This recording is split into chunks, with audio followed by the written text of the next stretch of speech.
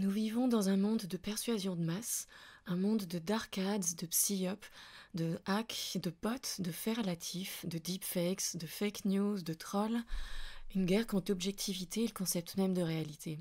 Salut, moi c'est Momochi. Ça fait un moment depuis ma dernière vidéo, mais c'est très bien, vous l'avez sûrement oublié, comme ça vous pouvez retourner la voir. La citation est pas de moi, c'est du livre This is not propaganda du Peter Pomerantsev. Nous sommes dans une nouvelle version du vieux jeu de pouvoir, contre les dissidentes, les libertés d'expression, contre la censure, mais c'est un jeu qui a complètement retourné les règles. À notre époque, si vous avez une opinion différente du message officiel, les méthodes classiques du genre le KGB qui fait une descente de voiture de nuit pour vous envoyer au goulag, c'était plus trop tenable. Alors à la place, on a des formes plus subtiles de conflits et de subversion qui sont apparues. Il y a ce concept de réalité alternative, ou l'ère post-factuelle, ou l'ère de post-vérité, un peu comme vous voulez, où l'un des deux camps est accusé de désinformer, de manipuler la réalité.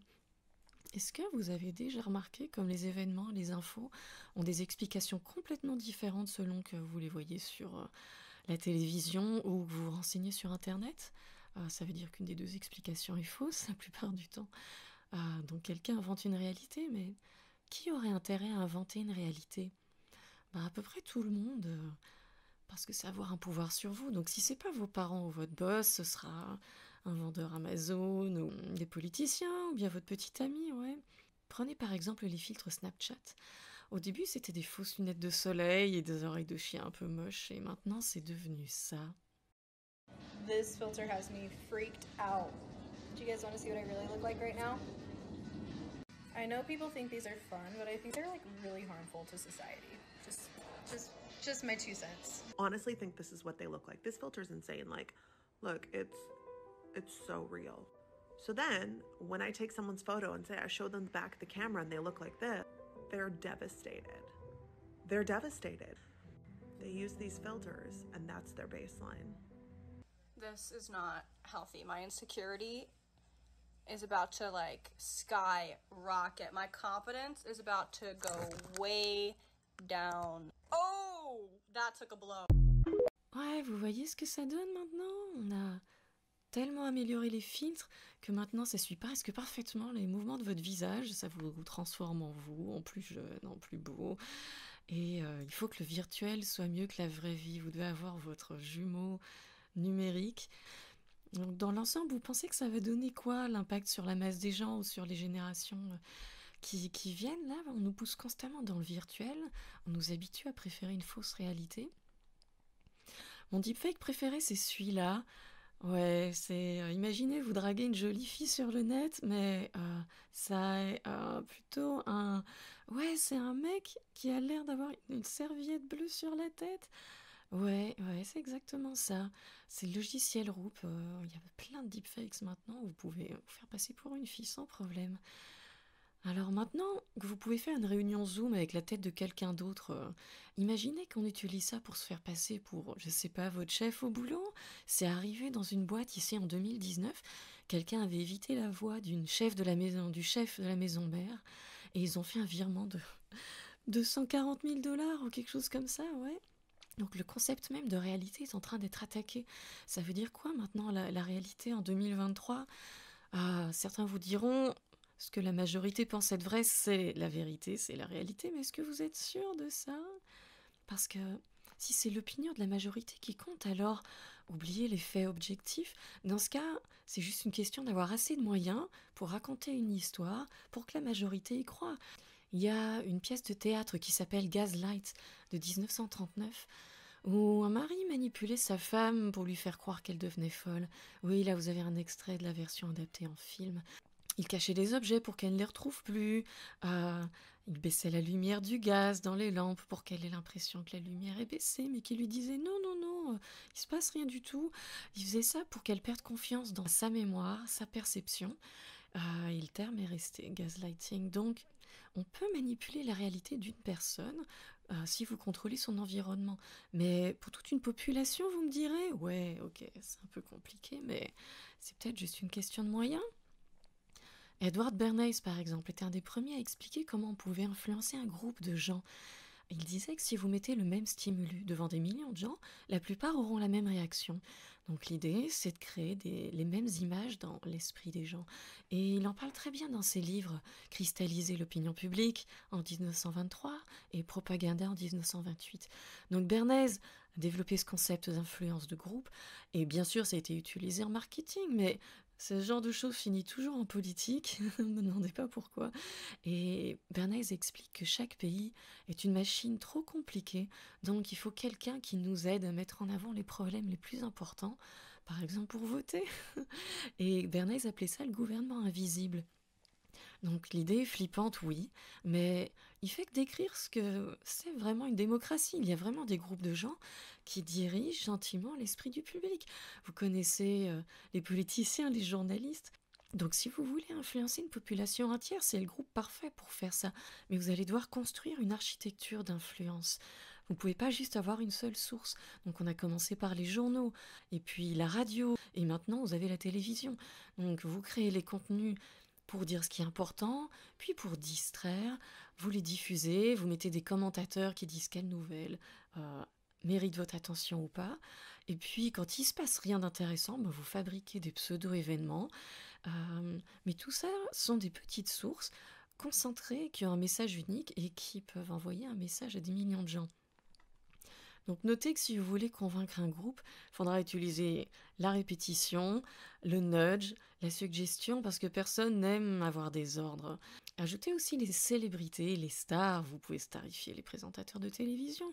Tout ça sont des fabrications des médias mises en avant pour répondre à notre besoin de fiction, nous distraire et nous influencer. Vous me direz, oui, mais plus personne regarde la télé. Et oui, vous avez raison. Bon, il y a quand même encore vos parents, vos collègues sûrement qui regardent encore BFM. Mais maintenant, c'est vrai que c'est Internet. Alors on fait comment pour faire de l'influence sur Internet? Parce que, a priori, il y a un nombre de sites web infini et supposément complètement libre. Pour arriver à ça, vous devez concentrer le trafic. Vous devez amener l'ensemble des masses sur les mêmes sites et fabriquer un enclos. Appelons ces enclos les réseaux sociaux. Ou un autre exemple, Google. Au tout début, c'était juste un moteur de recherche. Ça gagnait pas beaucoup d'argent. Et puis vers 2002, ils ont découvert qu'ils avaient quelque chose qui s'appelait le surplus de comportement.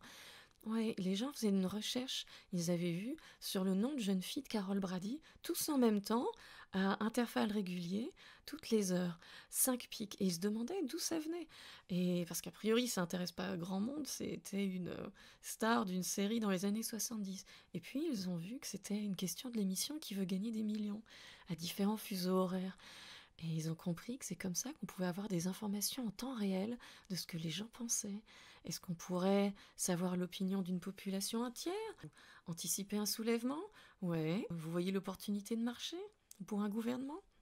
Donc, pour tracer et prédire même la réaction d'une population, vous devez la regrouper. Et l'étape après, c'est une fois que vous arrivez à faire donc des prédictions, vous pouvez passer à l'influence de comportement même. Donc c'est pas juste une théorie complotiste, ça s'est déjà passé dans la vraie vie. Prenez par exemple Facebook qui a fait des expériences psychologiques qui trafiquaient votre timeline pour influencer vos choix d'élection. Oui, ou le scandale Cambridge Analytica. Ouais, alors ça devient un peu déprimant de voir ce qu'Internet est devenu parce que Internet était censé nous donner l'accès à une information infinie, nous permettre de parler à pratiquement n'importe qui. Ça a cassé les limites et ça nous a tous connectés. Mais il y a un prix à payer pour ça. Si vous êtes jeune, avant, Internet était très différent. Il fallait naviguer sur plein de sites différents, il fallait mettre vos marque-pages pour avoir des infos différentes. Et oui, c'était des vieux sites avec des designs tout moches. Mais on pouvait parler à tout le monde. Avec un pseudo, vous aviez la liberté de parole parce que personne ne se souciait de ce qu'on allait dire de vous au travail ou à l'école. Et au pire, vous pouviez recommencer à zéro en vous créant un nouveau compte. Aujourd'hui, vous avez votre vrai nom sur les réseaux sociaux. Vous trouvez tout concentré sur Twitter, TikTok, avec plein de sujets différents. Et oui, c'est pratique, c'est moins fatigant, mais en contrepartie de ça, votre employeur va vérifier vos comptes peut-être avant de vous engager, ou vos amis ou votre famille va vous reprocher ce que vous avez pu dire ou faire sur les réseaux sociaux. Donc la liberté sur Internet, c'est plus trop ça maintenant, on nous a mis dans un enclos. D'ailleurs, vous avez remarqué comme Internet devient comme la télévision.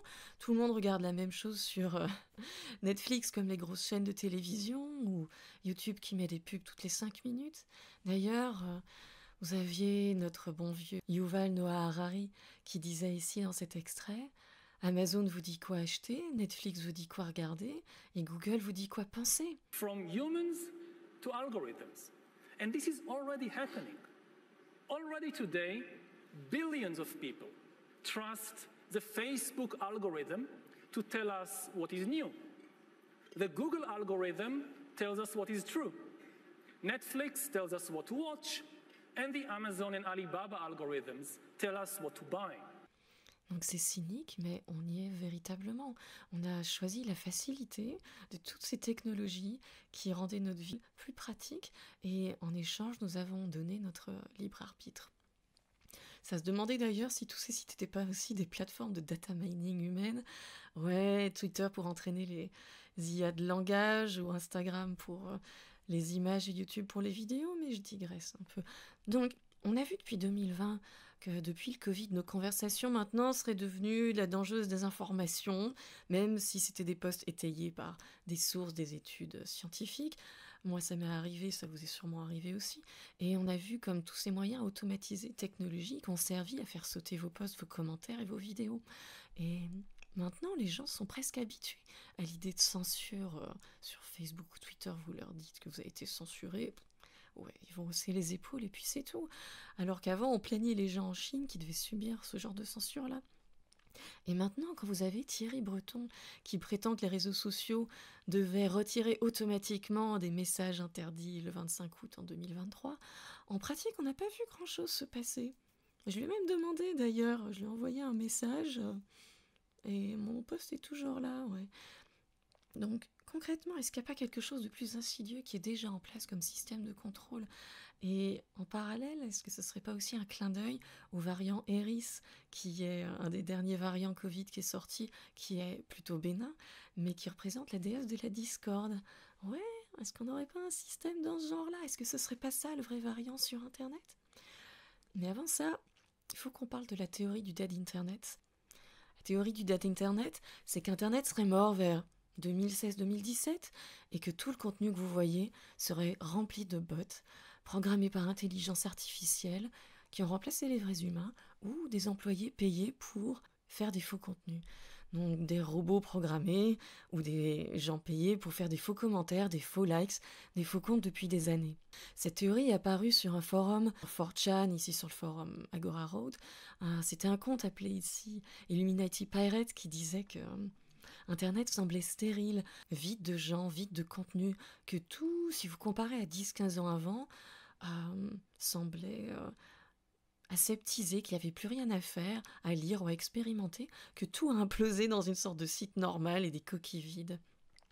Et il disait que vers 2017, il avait remarqué sur les forums apparaître des posts un peu bizarres, en anglais correct, mais un peu étrangement écrits, comme si c'était pas un natif, mais qui avait un sens de curiosité, un intellect presque enfantin, comme s'il essayait de comprendre les émotions des posteurs, mais qu'il avait aussi des connaissances d'adulte, et il est convaincu que c'était un genre d'intelligence artificielle qui écrivait. Il pense aussi que l'intelligence artificielle est utilisée en musique, en film, parce que tout est en train de devenir la même soupe, et pensait même que des célébrités étaient totalement artificielles et n'existaient qu'en ligne. Ouais, ça c'est pas totalement déconnant, ça existe vraiment. Vous avez ici des exemples sur Instagram, des influenceuses... Ouais, vous avez Shudo, ou bien une influenceuse asiatique complètement factice qui ont des millions de followers. Mais la question c'est plutôt est-ce qu'il n'y aurait pas quelque chose qui se passe à notre insu? Souvenez-vous, en 2004, le projet LifeLog de la DARPA, c'était un projet qui visait à enregistrer tous les détails de la vie d'une personne. C'était son travail, ses tickets d'avion, ses discussions, ses cartes de crédit, ce qu'il aimait comme film ou comme livre, ses groupes d'amis. Ouais, et ce projet a vu pas mal de critiques et il a finalement été annulé. Il a été annulé en janvier 2004, mais juste après que le projet LifeLog ait été arrêté, Facebook est né. Ouais, Facebook est officiellement né en février 2004. C'est au point que même la DARPA a fait une dénégation de l'IA entre les deux. Donc quand on sait aussi que Google a reçu de nombreux contrats avec la NSA ou la CIA, ou a fait des collaborations avec la DARPA pour des projets de surveillance, il y a de quoi se poser quand même quelques questions. Selon l'internaute, le gouvernement US s'est engagé dans un gaslighting de masse à l'aide de l'intelligence artificielle sur la population entière. que c'est un effort délibéré à large échelle pour manipuler la culture et le discours en ligne en utilisant un système de bots et d'employés pour produire du contenu et répondre au contenu en ligne pour avancer l'agenda de ceux qui les emploient. Et bien sûr, il dit qu'on est foutu parce que si on en parle, bien sûr, d'autres gens vont s'en amuser et prétendre être des bots pour ajouter au problème. Ouais, donc c'est pas gagné, mais il voulait donc en parler et avertir la population. Donc c'est pas une théorie totalement délirante. Regardez l'algorithme de Google et de Facebook, c'est déjà un contrôle de l'information par un grand groupe. Ils choisissent de mettre en haut le contenu le plus accepté. Ou par exemple, ils décident de plus montrer les contenus des sites ou des pages qui dérangent, par exemple le journal François. C'est ainsi qu'Internet et les réseaux sociaux, au lieu de démocratiser l'accès à l'information, on nous a enfermés dans une illusion de liberté. Alors oui, vous me direz que vous et moi, nous sommes humains, donc Internet n'est pas vraiment mort. Vous aurez raison, mais la théorie n'est pas si éloignée de la réalité que ça. Il y a un nombre beaucoup plus grand d'acteurs et de gens payés sur Internet qui contrôlent les discours, qui dirigent nos pensées et qui fabriquent des fictions. Ça voudrait dire des milliers ou des millions de petits comptes programmés pour vous répondre sur le net. Ouais, j'ai quelques exemples pour vous. Initialement, les bots, c'était dans les jeux vidéo pour jouer des adversaires ou d'autres joueurs. Après, sur Internet, quand la publicité est arrivée, on créait une campagne et puis on payait des sites web ou bien des célébrités pour faire de la publicité. Mais pour avoir de l'engagement, vous avez besoin de likes et de vues et de clics. Et c'est ainsi que sont arrivés maintenant des services pour créer de l'engagement, c'est-à-dire cliquer sur votre pub, liker vos posts, faire des commentaires. Vous pouvez engager des sociétés qui font ça. Par exemple, ici en Chine. So this is a video about China's click farm.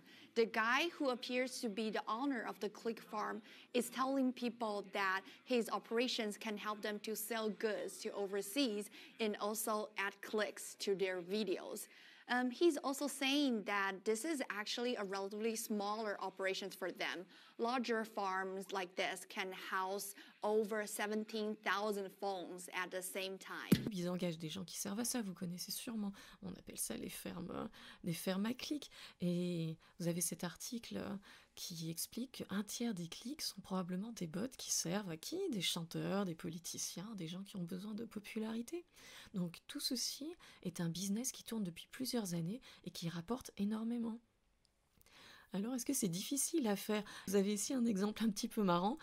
C'est des gens qui ont créé leur propre click farm. Ils ont pris genre 50 téléphones et ils ont montré comment est-ce que, avec une vidéo où le gars arrosait ses plantes, ils arrivaient à créer des vues artificielles. Il a une cinquantaine de vues grâce à leur téléphone. Et après, ils montrent des services sur le net où vous pouvez acheter par exemple 10 000 vues et ils achètent ce service-là.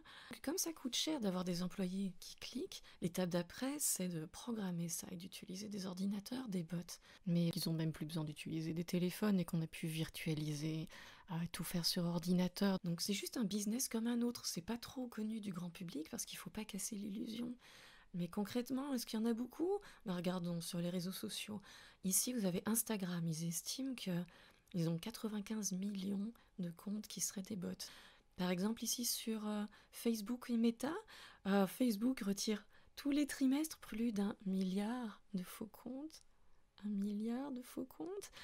Un autre exemple ici, YouTube 2013, plus de la moitié du trafic n'était pas humain. Des bots étaient capables de non seulement faire des millions de vues, mais aussi des clics sur la page, des partages et des commentaires automatisés. On en voit plein maintenant. Et sur Twitter, en 2020, on a vu, et vous avez sûrement vu aussi, comment des milliers de comptes venaient répéter exactement le même message, du genre il faut mettre son masque, il faut se confiner, ou soutenir la politique gouvernementale à ce moment-là. Et c'était d'ailleurs justement le même genre de compte parfois qui venait vous contredire. Ces comptes étaient souvent créés récemment, ils n'avaient pas photo de profil et ils étaient souvent très agressifs. Ils ne répondaient pas vraiment à vos arguments, ils tournaient en rond, ils changeaient de sujet, ou ils agressaient, puis on avait compris le jeu finalement. Ils n'étaient pas là pour débattre vraiment, mais ils étaient là pour vous inonder. Ils étaient si nombreux qu'on voyait une coordination et c'est là qu'on voyait que c'était des fermes à trolls. Ils fonctionnent sur toute une structure qui est organisée. Vous avez les superviseurs tout en haut qui gèrent les négociations des prix. avec les factions politiques ou les groupes intéressés par leurs services. Vous avez aussi ce qu'on appelle en anglais targetologists, les gens qui fixent une cible, ils déterminent qui est l'audience à toucher dans leur campagne. Et vous avez en dessous les techniciens qui créent des outils techniques pour pouvoir faire leur campagne. Et tout en bas, vous avez ce qu'on appelle les monkeys. Les singes, ce sont ceux qui créent les comptes et qui écrivent des dizaines, voire des centaines de commentaires chaque jour sur vos réseaux sociaux. Donc le nombre de bots officiels sur Twitter, c'est 5%. Et quand Elon Musk, en 2022, a racheté Twitter, il a renégocié le prix d'achat justement en se plaignant parce qu'il pourrait y avoir 4 fois plus de bots sur la plateforme. Mais vers fin 2022, ChatGPT est sorti. Et regardez ça sur Twitter.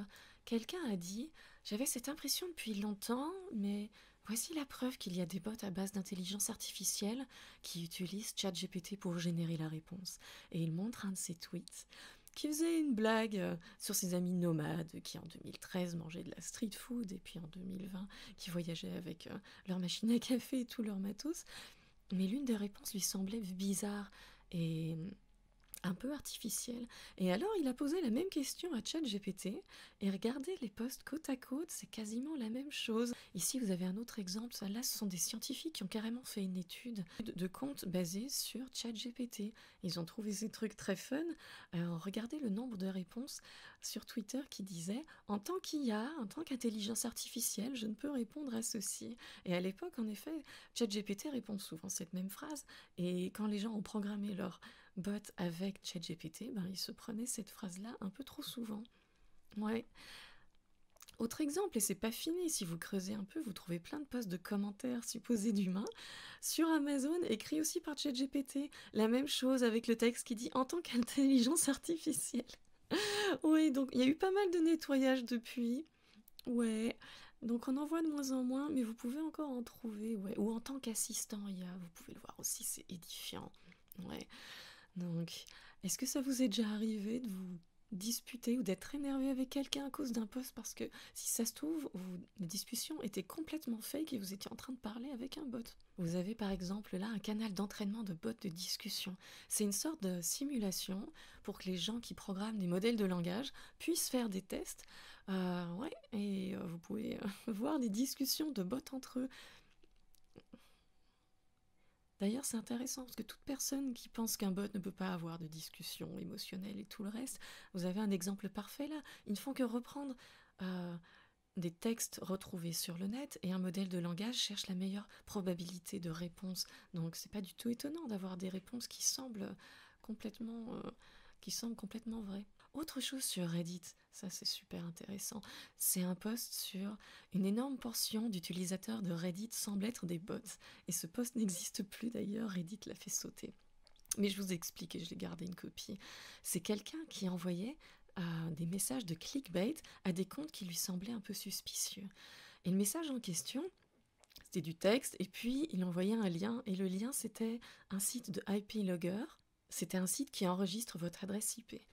Et il s'est rendu compte que tous les comptes à qui il envoyait ce lien avaient une adresse IP qui était liée à Amazon AWS, qui est une sorte de ferme de serveurs, ce qui veut dire que vous ne pouvez pas retrouver les adresses de ces comptes-là, et aussi qu'ils peuvent avoir de comptes multiples, tous liés au même ordinateur, sans lever de suspicion. Et bien sûr, il a vu aussi que parfois il avait contacté un vrai humain, parfois c'était pas forcément un bot. Et là, il voyait que ça prenait un temps humain pour voir, pour cliquer sur le lien, 5 à 10 minutes. Par contre, quand il contactait un bot, la réponse était immédiate. Je veux dire, le temps qu'il ait posté le message et le temps qu'il aille sur le site de IP Logger pour faire un refresh et voir la liste, ils avaient déjà cliqué. Et cela arrivait à chaque fois. Jamais je n'étais dans une discussion et que j'avais pensé que c'était un bot. Parce que les conversations semblaient si réelles. Mais là, ces preuves-là lui ont fait se demander si les bots n'étaient pas beaucoup plus prévalents qu'on le pensait. Et vous ne croirez pas à quel point ça arrive souvent. On parle de fils de discussion majeurs avec les gens les plus populaires, les posteurs les plus populaires, et même des équipes de modérateurs sur Reddit. Tous avaient répondu, sauf un qui avait dit « what the fuck ». Et donc, il conclut qu'une bonne portion de ce compte ne sont pas de vrais gens et que vous trouverez des bots en haut de plein de fils qui arrivent en première page des meilleurs résultats. Peut-être même que de vrais gens reprennent la conversation une fois que le script ne marche plus trop, mais le fait est qu'il y a vraiment ces comptes-là Et je pense qu'on a la même situation sur Twitter, ouais. Alors, est-ce que c'est difficile de créer un bot sur Twitter, basé sur ChatGPT? Non, c'est pas difficile. Je vous montre un petit exemple là. Je vais pas vous mettre la vidéo en entier, mais il explique comment vous pouvez créer ça, créer votre compte, le lier sur ChatGPT, comment le programmer, et mettre des listes de réponses aléatoires ou préprogrammées, ouais. Donc, c'est pas difficile de créer un bot. La question, c'est qui aurait intérêt à en créer un? Parce que on pourrait penser qu'un utilisateur lambda de Twitter veut juste avoir des likes et donner son avis. Donc si quelqu'un crée un bot, il doit y avoir une intention soit commerciale, soit une intention politique. Vous pourrez me dire qu'aucun gouvernement s'intéresse à nous envoyer des dizaines, voire des milliers de trolls ou de bots sur Twitter parce qu'on serait juste d'insignifiants complotistes. Regardez ce rapport de l'université d'Oxford sur la manipulation des réseaux sociaux par des acteurs politiques. Un problème à l'échelle industrielle. La manipulation de l'opinion publique est une menace grandissante aux démocraties dans le monde, qui a trouvé des preuves dans plus de 80 pays. Et c'était des campagnes organisées de manipulation avec des gouvernements, des firmes de relations publiques et des partis politiques qui produisaient de la désinformation à l'échelle industrielle pour diffuser de la propagande politique, polluer l'écosystème d'information et supprimer la liberté d'expression et la liberté de la presse. Le rapport montre comment ils interagissent avec les dissidents, les journalistes pour les influencer. Et on voit qu'il y a presque 60 millions de dollars dépensés avec des firmes de stratégie de communication qui utilisent des bots et d'autres techniques d'amplification pour créer une impression de tendance politique. Les réseaux sociaux sont des champs de bataille, en gros. Prenez par exemple le ciblage individuel en Pologne sur des journalistes connus ou dissidents politiques, sélectionnez avec soin des messages pour leur faire croire que leurs followers ont des croyances spécifiques.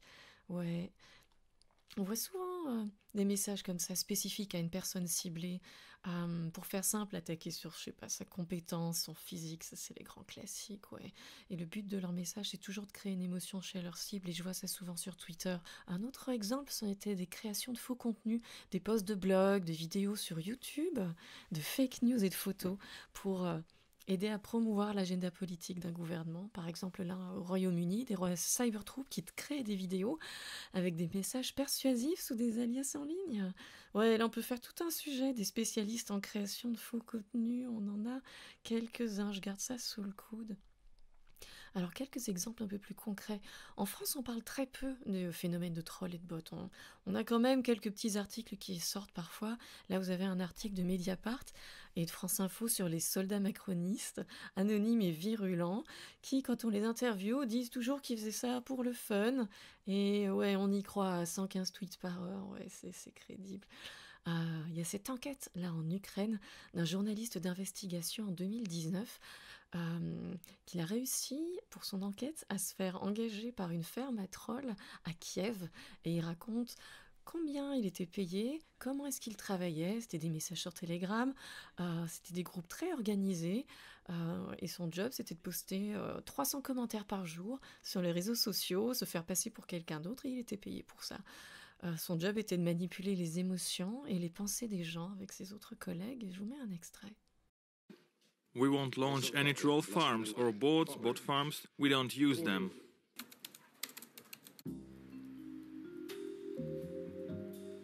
Vasil Bidoun, a journalist for Sleethfoot.info, checked job sites for several weeks and called employers. Finding an opening for an internet troll isn't easy. It's usually masked as some other kind of job. My name is Vasil. I found a job opening on work.ua for a copywriter/rewriter. Yes. I'm interested in this position. Ouais, et là, le reportage montre en caméra cachée là où il travaille. I'm Mark. Vasil. For example, when something's posted, we write 20 comments in support of it. so that a conversation starts to grow. So for posts, as you know, real people only engage when there's already some activity. Il disait aussi qu'il fallait au moins 20 messages pour que les gens commencent à vouloir participer à une conversation. Alors, il créait directement des dizaines de posts de différents comptes dès qu'il y avait un message qu'il fallait mettre en tendance. Parfois, il fait lui-même une conversation entre deux personnes, les réponses en ping-pong en alternant entre les comptes. From another, right from one, right from another.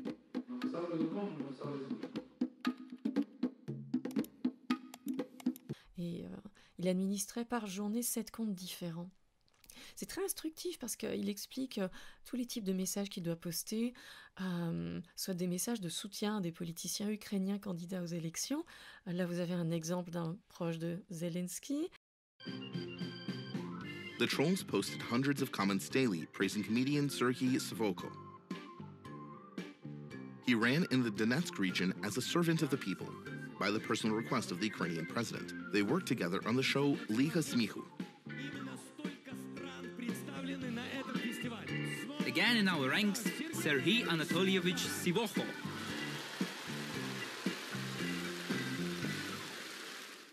Serhiy Anatolievich is on a trip, so that's why I'll give you an answer to your question. We don't know anything about trolls or troll farms. Et un truc intéressant dans ce documentaire aussi, c'est qu'il y a une plus grande maturité dans les médias là-bas, car les journalistes demandent carrément aux politiciens s'ils utilisent les services de ferme à trolls pour gagner de la popularité ou pour taper sur les autres. Et les politiciens répondent en France, on n'est même pas au courant, ça n'existe pas.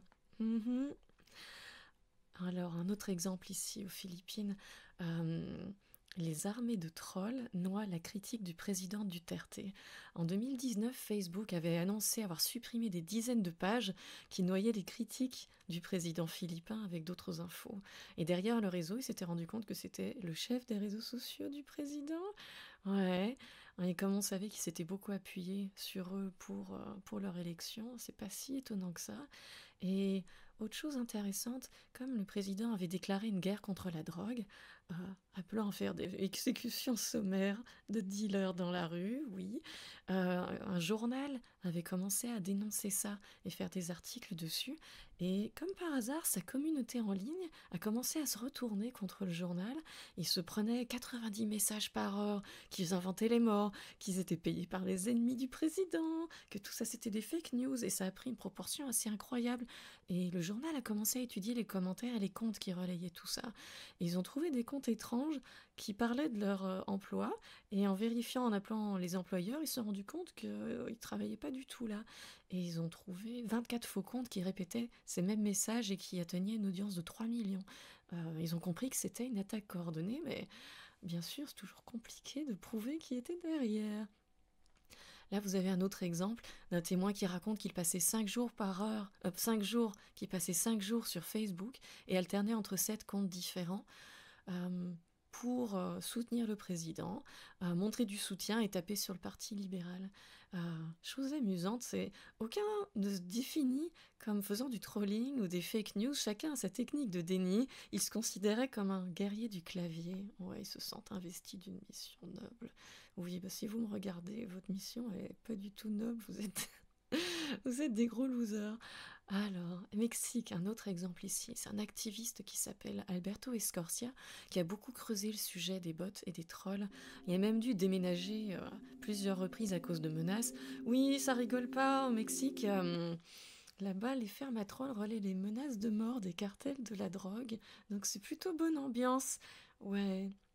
Ici, il montre un exemple de service pour acheter des trolls ou des bots, pour mettre en tendance le sujet que vous voulez, voilà le nombre de likes que vous aurez.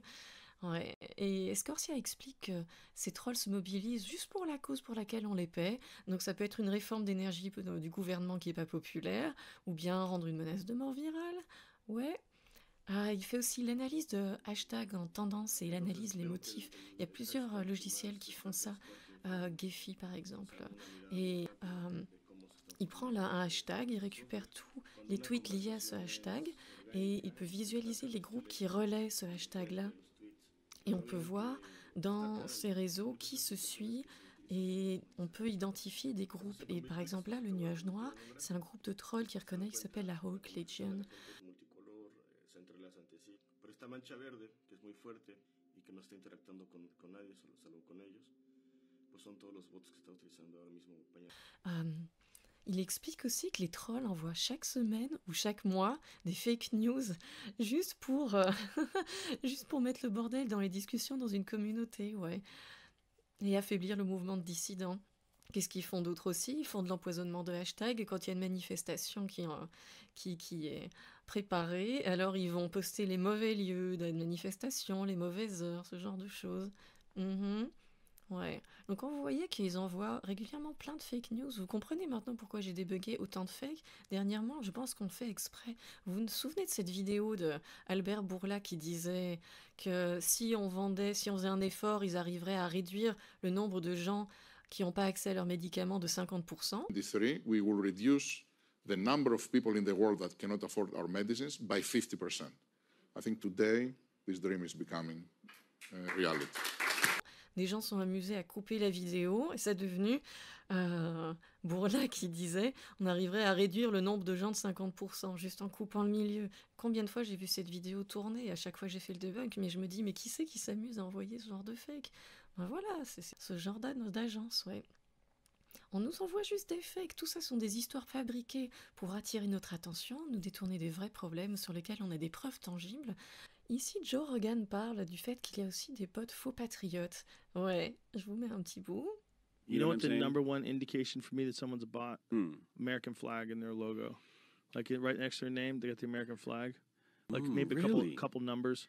Definitely numbers, yeah. Ricky American 5701, flag, American flag. Voilà, il dit que oui, souvent ils mettent un drapeau américain, une batte de baseball. There's a lot of bots that put that American flag in their name and they say crazy right-wing nonsense. I do believe that. Yeah. Il explique que ce genre de compte sert à raconter n'importe quoi pour être ensuite repris par les médias pour montrer à quel point les républicains sont des gens affreux. Ouais. C'est vrai que parfois les réponses sont tellement absurdes, on peut deviner si quelqu'un est un bot ou pas. Oui, je sais, c'est un talent assez inutile, le plus inutile du monde, mais je suis en train d'explorer le sujet.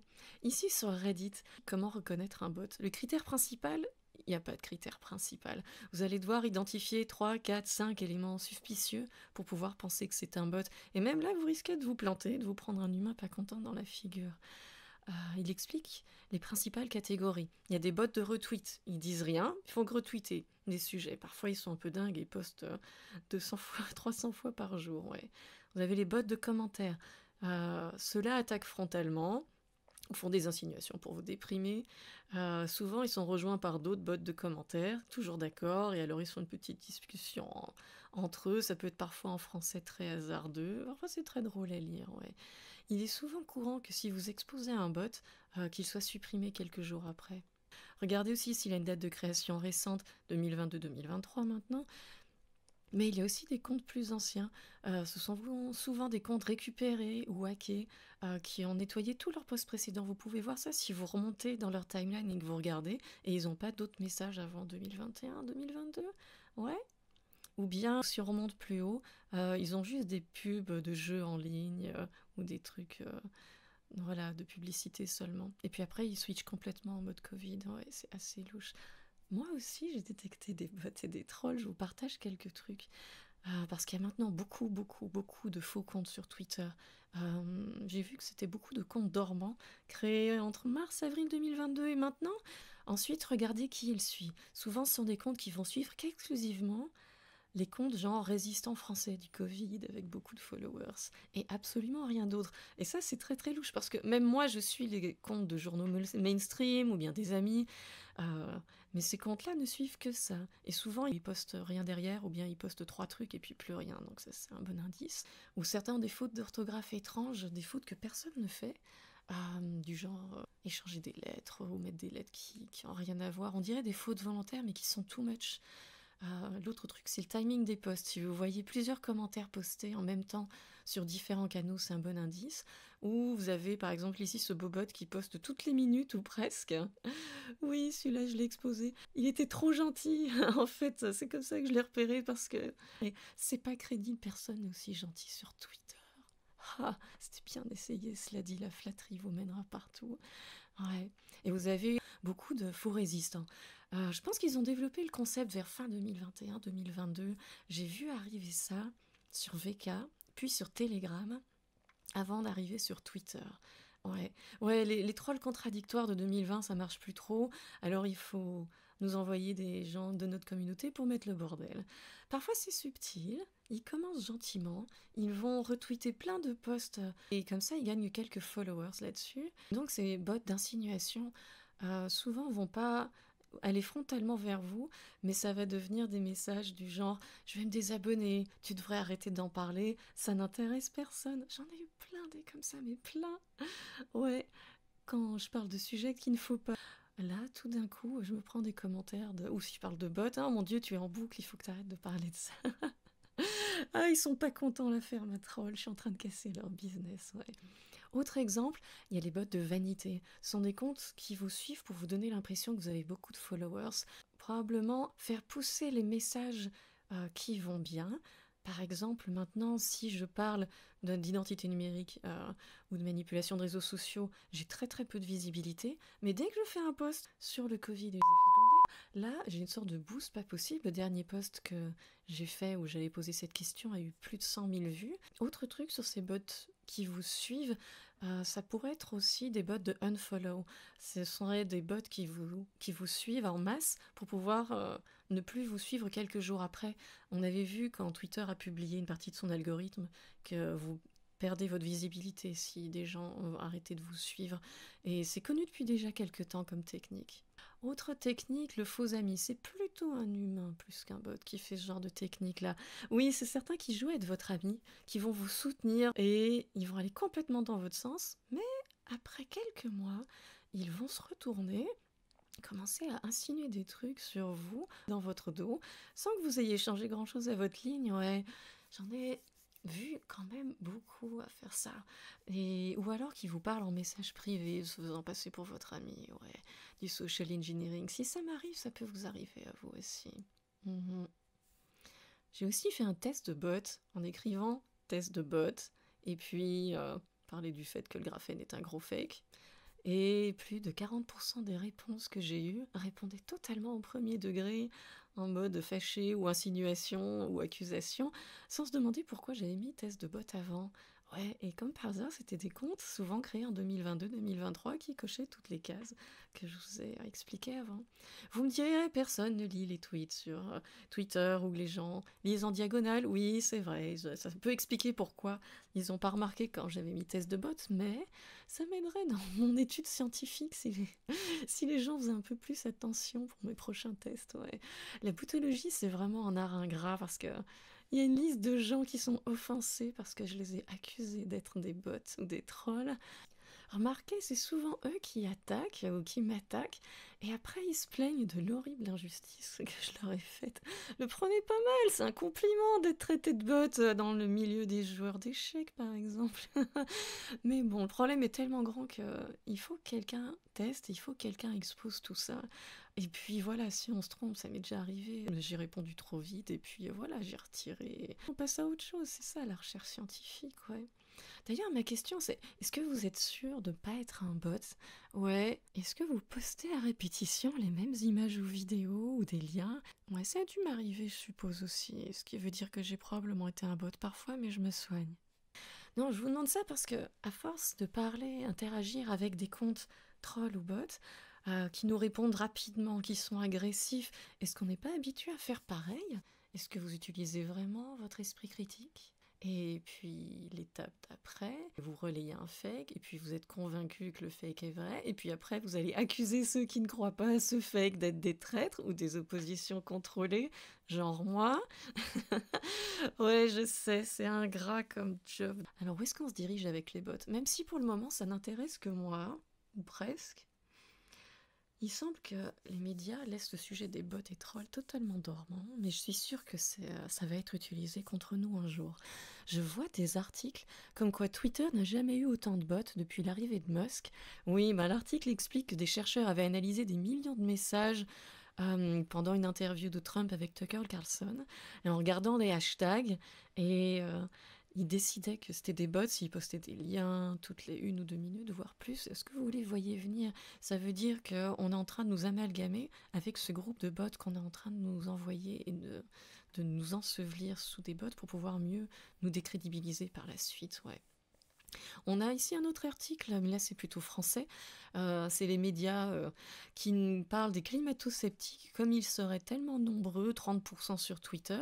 Donc l'explication, c'est nous serions des bots pour nous invalider. Ouais, c'est ça. Parce qu'on n'aura pas été capable de dénoncer ça ou de montrer qu'ils ne sont pas de notre camp. Ça va être utilisé contre nous tôt ou tard. Et déjà, avec le certificat World ID, c'était une crypto-monnaie qui proposait de vous créer un certificat pour prouver que vous êtes humain. Où vous pouviez aussi scanner votre iris pour avoir une donnée biométrique. Ouais, super. Et tout se rejoint à confluence technocratique, l'identité biométrique liée à Internet. Ça a commencé en vérifiant votre âge pour aller sur des sites web, puis après prouver votre identité sur des sites bancaires, et puis ça va arriver sur les réseaux sociaux, ouais. Ouais. Et malheureusement, Twitter semble vouloir aller dans la même direction malgré tout ce qu'il a fait de positif. Et même si je remercie Musk de m'avoir fait revenir sur la plateforme après avoir été banni plus de 12 fois sur Twitter, je me demande si c'est pas fait exprès.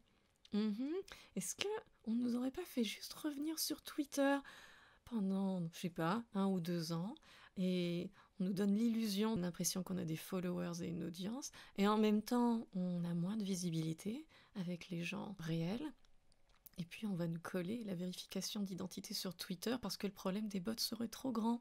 Ouais, ce serait exactement là où on voulait pas aller. Ouais. Parce que mettre une identité numérique, le Digital ID, ça va pas empêcher d'avoir des trolls ou des bots. Bah non, parce que là, n'importe qui actuellement peut être vérifié. Il y a déjà plein de bots qui ont des comptes bleus, ouais. Et les fermatrolls ont des centaines de cartes SIM, des milliers de cartes SIM, donc c'est pas un problème pour eux. Si demain on nous demande de montrer une carte d'identité, ça changera non plus rien au problème parce que fermatrolls peuvent soit usurper une identité trouvée sur le darknet, faire peut-être des fausses cartes d'identité pour créer un compte, créer des masques en silicone, donc comme certains s'en vantaient, pour pouvoir tromper les systèmes de Face ID ou que sais-je, ou même utiliser l'identité des employés pour, je sais pas, créer des comptes et puis changer de nom ou de photo après. Ouais. Le problème de fond, c'est si vous permettez au Digital ID, à l'identité numérique d'être utilisée pour vous authentifier sur les réseaux sociaux, ça va être la fin.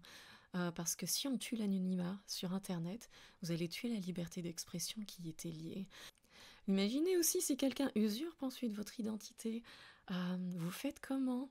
Ouais, parce que au moins, si on avait un jour, je sais pas, piqué votre mot de passe ou quoi, vous pouviez recréer un compte, ou bien on pouvait vous aider. Mais si quelqu'un a hacké vos données biométriques et votre tête, vous faites comment après? Vous faites une chirurgie esthétique pour changer de visage? Les bots et les trolls détournent et créent des fictions pour maintenir le contrôle, pour occuper nos esprits et lancer des nouveaux débats et des fakes pour nous occuper et diriger notre manière de penser. Le but est de l'antagonisme et créer de la confusion. Vous me direz, ouais, il y avait déjà de la répression en vrai ou des manifs dans la rue, donc si les gouvernements utilisent des trolls ou des bots contre les dissidents, c'est juste une nouvelle manière. Je veux dire, oui, c'est vrai, mais au moins les gens le voyaient. Ici, personne ne le remarque. On est sorti d'un enclos, on a l'impression d'être réveillé pour entrer dans un nouveau. Est-ce qu'on devrait avoir le droit de savoir si on parle à un humain? Est-ce qu'on a encore un libre arbitre si toutes nos conversations sont dirigées? L'internaute de la théorie du Dead Internet se posait une question. Il se demandait si on avait réussi à recréer le jeu Metal Gear Solid 2.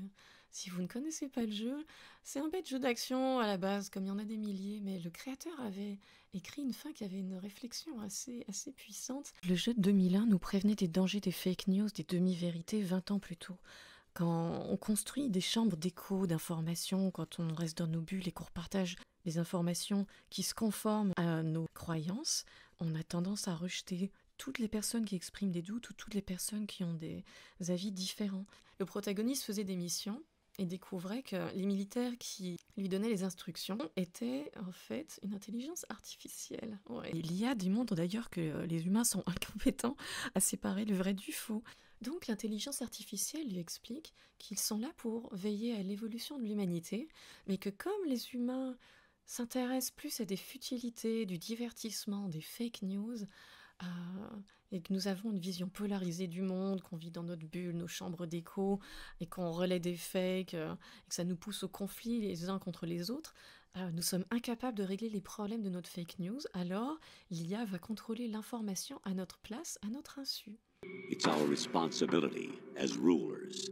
Just as in genetics, unnecessary information and memory must be filtered out to stimulate the evolution of the species. And you think you're qualified to decide what's necessary and not?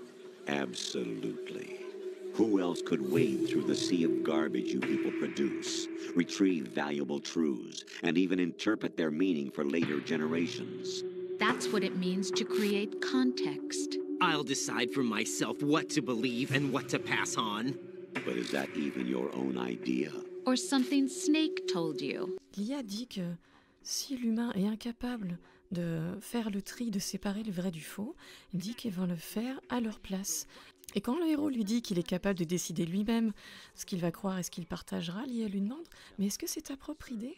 Est-ce que ce serait pas juste ce que ton ami t'a dit ?» That's the proof of your incompetence right there. You lack the qualifications to exercise free will. Son argument, c'est « L'humanité n'a pas les compétences pour avoir un libre arbitre. » Oui, parce qu'on préfère des idées, pas parce qu'elles représentent la vérité, mais parce qu'elles représentent notre vision du monde. Si on a une vision du monde complotiste, on va prendre toute information qui confirme. Mais ça ne concerne pas que les complotistes, ça concerne aussi tous les points de vue politiques, et tout le monde le fait. Donc, la question de l'IA, c'est, en tant qu'espèce, est-ce qu'on a une véritable conscience? Est-ce qu'on a un véritable libre arbitre? Ou est-ce qu'on n'est pas simplement contrôlé par des éléments extérieurs? L'IA pose une vraie question et on n'a pas vraiment de solution à ça. Qu'est-ce que va devenir notre futur si la société continue à laisser se développer les fake news, que ce soit du côté des mainstream ou du côté des dissidents? Donc c'est une belle prédiction faite 20 ans en avance par le créateur du jeu Metal Gear Solid 2. Ouais. On en est à peu près là, sauf que ce sont les humains maintenant qui utilisent les machines pour nous manipuler, mais c'est assez flippant que le créateur ait vu cette possibilité pour notre société aussitôt en avant, plus de 20 ans avant. On est complètement là-dedans maintenant. Ce qui me fait poser la question, est-ce que nous méritons encore d'avoir un libre arbitre ? Et si oui, qu'est-ce qu'on peut faire pour le garder, malgré la persuasion de masse, les dark ads, les psyops, les hacks, les bots, les faits relatifs, les deepfakes, les fake news et tous les trolls autour de nous. Merci à vous. Si ça vous a plu, mettez un like, faites un subscribe, et puis je vous reverrai pour une prochaine vidéo.